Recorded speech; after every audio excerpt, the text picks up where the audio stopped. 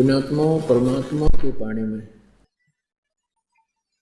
ये जो हमारी रीति रिवाज हैं ये भी बाधक हैं। परमेश्वर ने कहा है कि मन कर धीर बांध ले रे बौरे और छोड़ दे न पछलों की रीत। अब जैसे कल या आज जैसे भी राखी का त्योहार था, रक्षाबंधन का त्योहार था, इस रक्षाबंधन की क्या आवश्यकता है, क्यों इसको हम मना रहे हैं? ये काल के चलाए हुए अपने इस टाइम पास करने की खातिर, टाइम वेस्ट करने के लिए और हमें पीड़ित रखने के लिए एक ये रीति बना रखी है। अपुणात्मा इस ज्ञान से परिचित होने के बाद हमारी आंखें खुल जाती हैं और जो समझदार बच्चे हैं वो इस बात को स्वीकार कर लेते हैं कि संत जो कहते हैं परमेश्वर का आदेश होता है, तो फिर वो स्वीकार कर लेते हैं, फिर वो समाज की नहीं मानते हैं। एक बहन ने बताया कि जी उपदेश लेने से पहले मैं राखी बांधने के लिए अपने भाई के वहां घर गई। वही रक्षाबंधन का दिन भाई की इंतजार कर रही थी। दुर्घटना के अंदर भाई की मृत्यु होगी, उसका शव आया, टक्कर मार मार कर रो रही थी।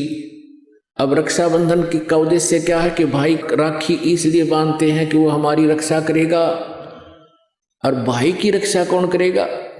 हमारा रक्षक। कहते हैं जो रक्षक है उसको हम भूल चुके हैं। हम सब का रक्षक कबीर साहब है। कबीर परमेश्वर पूर्ण ब्रह्म परम अक्षर ब्रह्म। हम सब ने भाई और बहनों ने मिलकर परमेश्वर कबीर जी का रक्षाबंधन बांधना चाहिए, राखी, ताकि भाई और बहन दोनों का रक्षक हो जाए।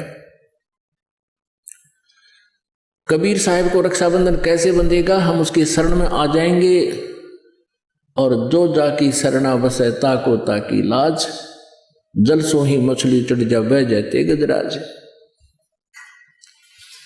हमने अपने परमात्मा को राखी बांधनी चाहिए।